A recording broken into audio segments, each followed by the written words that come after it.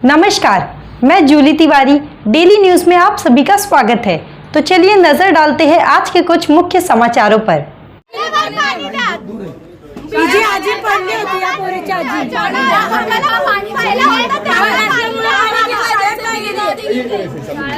आंघोळ कलर का पुरुष शाळेत झाला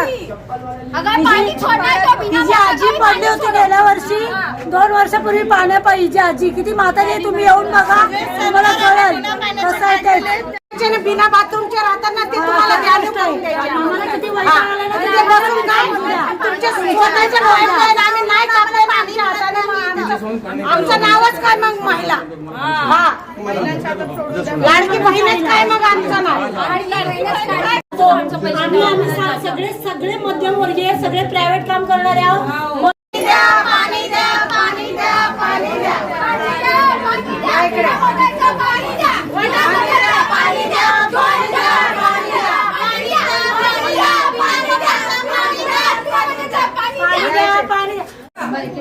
पाणी एवढं घाण आणि वास एक बोला पाणी एवढं वास येतो आता डायरेक्ट 11:30 पाणी पण किती एक वाजता 1:30 वाजता बंद पाणी 2 मिनिट थांब यो बोलतो कोजगावला पाणी आहे लाईन दुसरी ऐक ना लाईन वांद्राकडे मग हे लाईन आहे ना हे जे लाईन बोलतोय ना ते लाईन पुढे वाढून द्या ना मला साहेब बघू टाकीवरून मला माहित नाही तुम्ही काय करणार ते चौकातल्या लाईन गेली आता जी गाडली ते मला पाणी पाहिजे ते तुम्ही बसून ठरवा मला माहित नाही तुम्ही काय करणार आहे चिंचपडा टाकीने देणार आहे का तुम्ही सर्कस मैदानावरून देणार आहे मला माहित नाही मला पाणी पाहिजे तर आम्हाला आज पाणी सोडायचं मग यांना पाणी काढून दिले इथून यांना 12 वाजता पाणी येतो 10:30 कोण पाणी करणार आम्हाला जाणार पाणी सुभाषवाडीवाले किती वाजता पाणी येतो 10 वाजता पाणी दुसऱ्या लाईनीला 11:30 पाणी लागतं आणि रोज आमच्या घरी 12 वाजता पाणी भरणार काम अंबरनाथ पश्चिम के सुभाषवाड़ी बांद्रापाड़ा परमार चौल में पानी की किल्लत।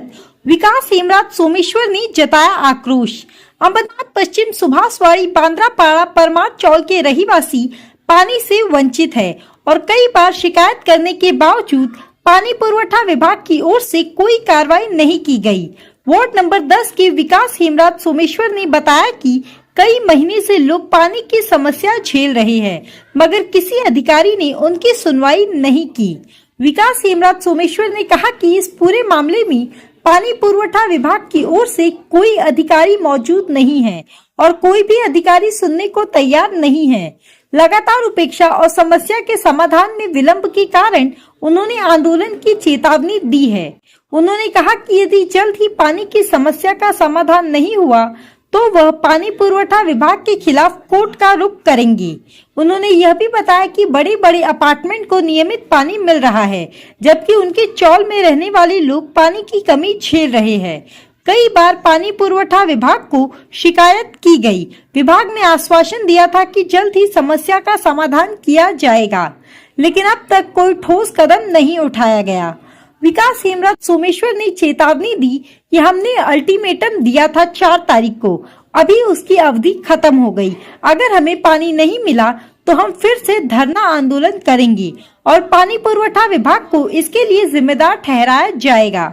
अंबरनाथ पश्चिम सुभाषवाड़ी बांद्रापाड़ा परमार चौल के लोगों के लिए यह पानी की समस्या गंभीर रूप से रही है और स्थानीय प्रशासन एवं पानी पुरवठा विभाग से तत्काल ध्यान देने की मांग उठ रही है। 15 वर्षापासून सत्यावर आहे, खासदार साहेब आहेत, आमदार साहेब आहेत, नगरपालिकेवर देखील नेहमी शिवसेनेचाच भगवा फडकलेला आहे। तर आपल्या विरोधकांनी त्यांच्याकडे मुद्दे नाहीयेत तर हे पाण्याचा प्रश्न जाणीवपूर्वक निर्माण करण्यात येत आहे। त्यांच्याकडे मुद्दे नाही की आपल्याला बघा आज अंबरनाथमध्ये सगळीकडे विकासची लाट सुरू आहे। खासदार साहेबांनी खूप कामं केलेत, आमदार साहेबांनी खूप कामं केलेत, एकनाथजी शिंदे साहेबांनी खूप कामं केलेत, तर विरोधांकडे काही मुद्दा राहिलेला नाही आज की आपण कशाप्रमाणे या लगात दाबता येईल। तर अशा गरीब जनतेवर दिशाभूल करणे, पाण्याचं राजकारण करणे याशिवाय त्यांच्याकडे दुसरा कुठला मुद्दा राहिलेला नाहीये। पण अशा लोकांना मी सांगू इच्छितो की तुम्ही जे मुद्दे उचललेत येणाऱ्या 4-5 महिन्यामध्येच आपल्याकडे नालंबी इथं एक मोठा प्रोजेक्ट चालू आहे, तो पाणी आपण खेचून फिल्टर करून अंबरनाथ ईस्ट आणि अंबरनाथ वेस्टला देणार आहे। तर माझ्या अंबरनाथच्या सगळ्या लोकांना सांगू इच्छितो या माध्यमाद्वारा की जिथं जाणीवपूर्वक पाण्याचा प्रश्न निर्माण होतोय तिथं आमच्यासारखे लीडर बाहेर येणार आणि या लोकांना आम्ही गप बसू देणार नाही. पण जिथं आहे जेन्युइन प्रॉब्लेम पाण्याचा आहे त्या विभागामध्ये येणाऱ्या 3-4 महिन्यामध्ये ते नालेंबीचा आपल्याकडे जो प्रोजेक्ट आहे त्या माध्यमातून आपल्याकडे पाणी इथं येणार आहे आणि आपण पण बघू शकणार की येणाऱ्या काही महिन्यामध्ये पाण्याचा त्रास हा कायमस्वरूपी बंद होणार आहे. पाण्यासाठी त्या लोकांनी मी किती वेळ एक शांत होऊ शकतो त्यांनी एक माझी परीक्षा घेतली की किती वेळ शांत होऊ शकतो. 15-20 मिनिट मी शांत होतो. मी त्यांची वाट बघितली कोण येतो का नाही, पण कोणी काही आला नाही. तर राग येणं एक सहज आहे. आम्ही उठलो टाळ्या मारण्याचा प्रयत्न केला तेवढ्यातच ते साहेब बाहेर आले आणि बोलले की 5 वाजेपर्यंत मी त्या विभागामध्ये येतोय. इकडचे जे इंजिनियर आहेत पवार साहेब त्या विभागामध्ये येतो, प्रॉब्लेम काय ते आम्ही समजून घेऊ. आणि आज शुक्रवार असून सुद्धा ही पाणी त्या विभागामध्ये येतच नाही. पण आज आपल्याला शुक्रवार असून सुद्धाही संध्याकाळी 6:30ला परमानंट चालीला ते लोक पाणी देणार आहे. अच्छा शुक्रवारी ते लोक आज पाणी देणार आहे म्हणजे शुक्रवारी हे लोक पाणी देऊ शकतात. हे मुद्दाम कुठंतरी राजकारण चाललेलं आहे. इलेक्शनचे 8 दिवस राहिलेले आहे. या इलेक्शन नंतर पाणीवाले अधिकारी आहे आणि आम्ही आहोत. शिवसेना हा असा पक्ष यांचा आवाज कानावरही पडतो आणि कानाखालीही पडतो हे आम्ही दाखवून देणार. सुभाषवाडी एक विभाग आहे. त्या विभागात रात्री 10:30ला पाणी, रात्री 11ला पाणी, म्हणजे सर्वात शेवटचा टप्पा त्या विभागामध्ये देतात.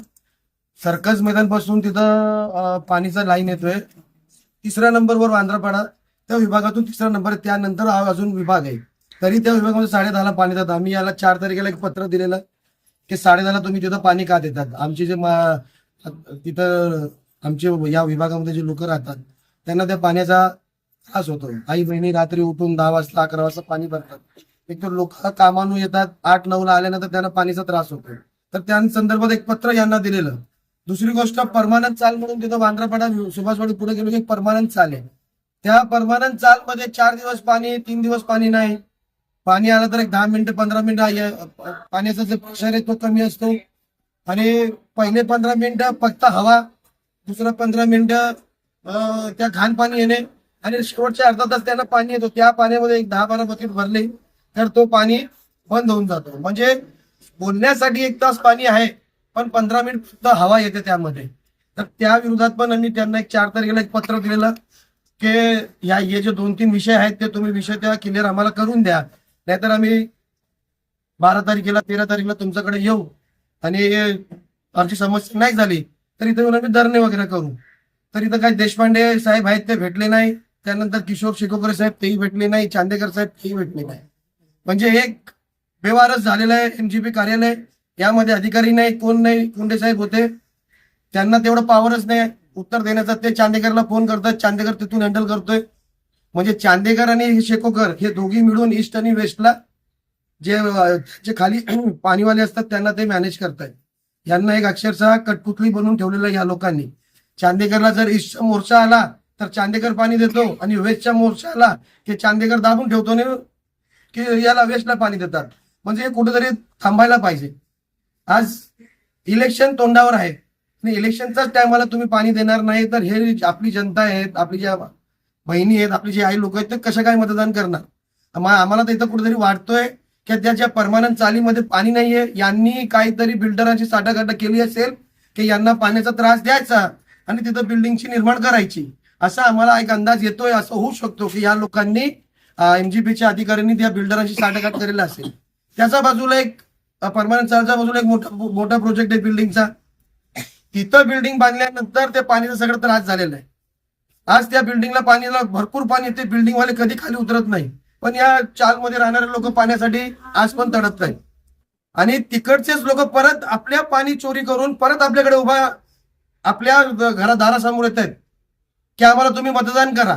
तर अशा लोकांना तुम्ही मतदान करणार का? ज्या लोकांमध्ये पाणी, आमचं पाणी चोरून या लोकांना ते पाणीला ते वंचित ठेवलेले आहेत. पाणी 10 वर्षामध्ये कसं आपल्याला डेव्हलप करता येईल ते सोडून माझ्या बिल्डिंग मध्ये कसं पाणी येईल ते त्यांनी तसं केलेलं आहे तिथं. तर लोकांचा हा राग हे सामान्यच आहे, काय एवढं काही नवीन यामध्ये नाहीये. आज इथं आपल्याकडे साहेब नाही, इलेक्शन आहे वरती, आचारसंहिता लागू आहे म्हणून आम्ही आज इथंच थांबतोय. पण इलेक्शन नंतर जर अशीच गडबड राही, अशीच परिस्थिती राहिली तर या अधिकाऱ्यावर मी तोंडावर काढा फासल्याशिवाय राहणार नाही. विकास भाई, तो आज के लिए बस इतना ही. कल फिर मिलेंगे इसी समय इसी चैनल पर. तब तक के लिए मुझे दीजिए इजाजत. धन्यवाद. हमारे चैनल को सब्सक्राइब करें और बेल आइकन दबाना ना भूलें ताकि हमारी खबरें सबसे पहले आप तक पहुंचे।